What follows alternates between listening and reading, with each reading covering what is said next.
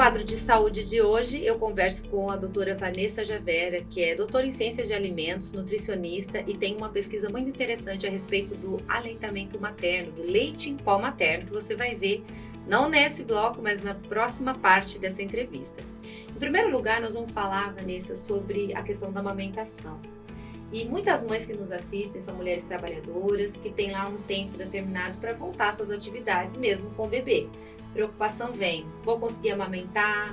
Qual é o tempo de amamentação exclusiva? Qual o espaço das mamadas?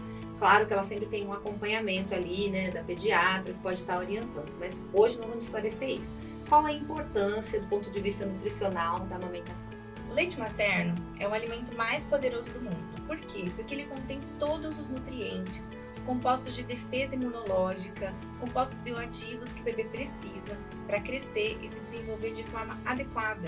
Então, o aleitamento materno é recomendado exclusivo nos primeiros 6 meses de vida e complementado com a introdução alimentar até 2 anos ou mais. E de quanto em quanto tempo a pessoa pode estar dando ali a mamada? 3 horas? Existe uma regra? A cada 3 horas vamos oferecer o leite para o bebê? A cada 2 horas? Quando o bebê chorar, a gente põe no peito? Como é que funciona? Então, enquanto o bebê está mamando no peito, é livre demanda. É quando o bebê quiser mamar. Então, o intervalo interessante é que no máximo seja de até 3 horas, né? Isso para as noites também? Isso para as noites também, principalmente assim que o bebê acabou de nascer. Isso está muito relacionado também à questão do ganho de peso. Então, assim, é que a gente observa, muitas vezes a gente tem bebês que dormem bastante. Então, é importante, se esse bebê passar de 3 horas, estar acordando ele para estar oferecendo a mamada. Aquele mito que a criança, enquanto está dormindo, o sono sacia, o sono alimenta, isso é mentira, então? Isso é mito. Então, assim, é importante, é claro que a gente vai acompanhar o crescimento, o desenvolvimento desse bebê, dessa criança, mas a cada 3 horas no máximo, mas é claro que se o bebê quiser mamar em torno de 1 hora, cada 1 hora, cada 2 horas, é livre demanda, enquanto o bebê quiser mamar.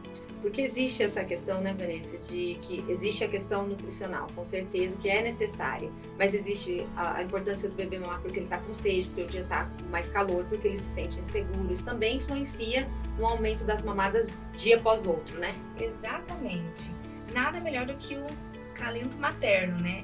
Então, assim, é claro que o leite materno, ele tem todos os compostos e, como você comentou, a hidratação. Então, você pensa assim, então, um dia muito quente hoje. O bebê não é necessário ofertar água para o bebê, porque o leite materno, ele vai conter tanto a hidratação quanto os nutrientes.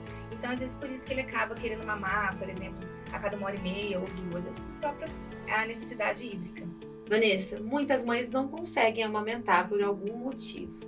Fala um pouco pra gente quais são as soluções, quais são os problemas que essas mães enfrentam, principalmente aquelas que precisam trabalhar.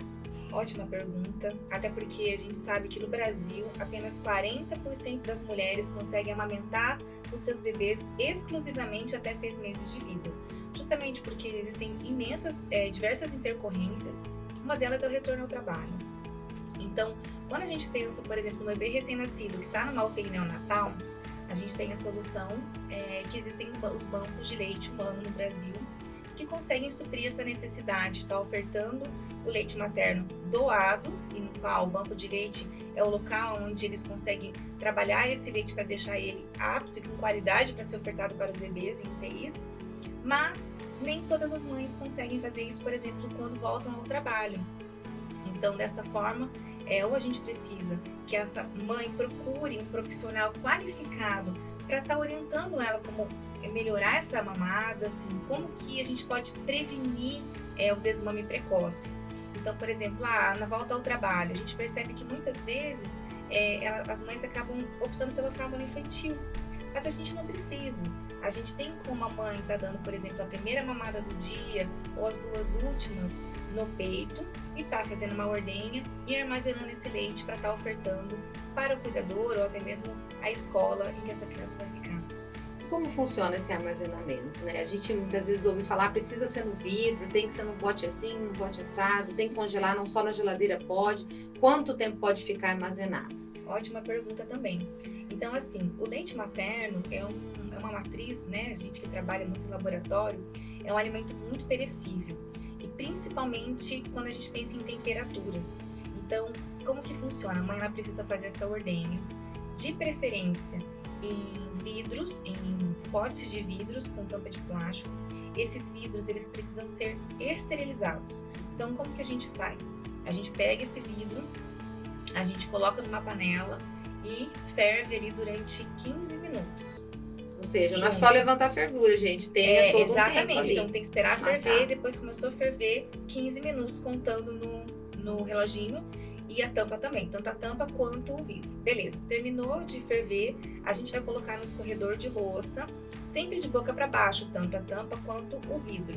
E esperar secar em temperatura ambiente. A gente não vai pegar o nosso guardanapo de cozinha e vai secar. Por quê? Porque pode ter algum micro-organismo ali. Ok, terminou de secar, a gente tampa e guarda esse vidro. Aí a primeira coisa, nós precisamos ter uma etiqueta, né? Você que está na sua casa, que não vai fazer doação, por exemplo, do banco de leite, mas você vai estar utilizando esse leite, então nós precisamos colocar a data em que esse leite foi coletado e o horário em que foi. Depois de congelado, eu vou colocar ele no freezer, ele vai ficar congelado até 15 dias. Por quê? Porque esse leite é um leite cru, ele não passou por nenhum tipo de processamento. Então, ele congelado tem duração de 15 dias. Mas, na hora que eu for ofertar para o meu bebê, que eu vou descongelar esse pote com o leite materno em banho-maria, eu não vou colocar ele no micro-ondas. Perfeito, eu ia fazer Por que essa o pergunta. micro-ondas? Porque o micro-ondas, ele vai destruir várias moléculas, alguns nutrientes, alguns compostos e vai perder a qualidade nutricional desse leite. Então, eu vou descongelar em banho-maria. Mas que banho-maria? Né? Aquele quente? Não. Aquele em que eu consigo colocar a minha mão e eu não queimo ela, mas eu sinto um calorzinho. Vou deixar descongelar. Descongelou, eu oferto para o meu bebê a quantidade que ele precise, desde 5 até 150, 180 ml. E esse leite, depois de descongelado, ele na geladeira ele vai poder durar até 12 horas. Então, assim, por isso que o controle, essa etiquetinha, para ter o controle dos horários é muito importante. A Vanessa Javera, como a gente falou no início, é nutricionista e é pesquisadora a respeito dessa área da amamentação e da qualidade do leite, de como ser tão criadora, né? Tão inteligente a ponto de ter criado o leite em pó materno.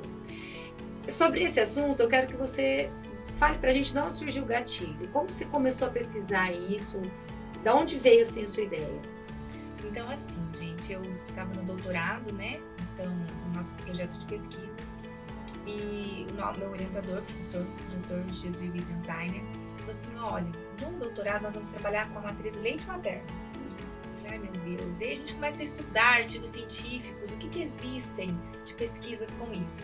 O que a gente pode fazer dentro de um laboratório de química de alimentos e de imunogenética. Ele falou, olha, vai estudar. E aí, estudando, a gente foi para dentro da rotina do banco de leite do Hospital Universitário de Maringá, junto com a coordenação. E aí, a gente conseguiu observar que a questão do transporte, do armazenamento dessas amostras, a gente poderia ter uma alternativa para essa rotina. Muito bacana você falar isso. Sobre esse assunto, nós queremos um quadro inteiro com você. Então, por isso, nós vamos encerrar essa entrevista por aqui. Mas existe uma segunda parte, por isso, fique ligado nas próximas semanas, ok? Obrigada, Vanessa. Ai, muito obrigada.